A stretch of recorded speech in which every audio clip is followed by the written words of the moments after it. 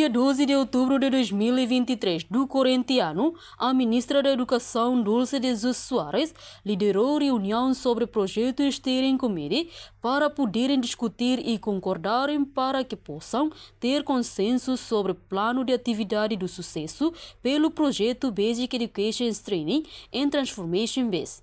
O encontro foi realizado na sala do Suairum, Timor Plaza, nesta quinta-feira.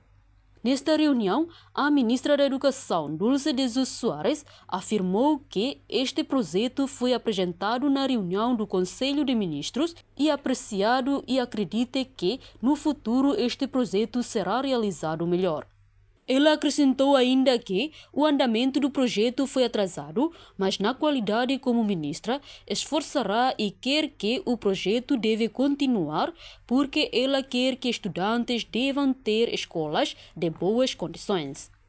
A reunião contou com a participação do Ministro do Planeamento, Investimento e Estratégico, o representante do Ministério das Finanças, Banco Mundial, Global Partnership for Education, equipa do ADN, incluído os seus dirigentes, assessores e assessoras.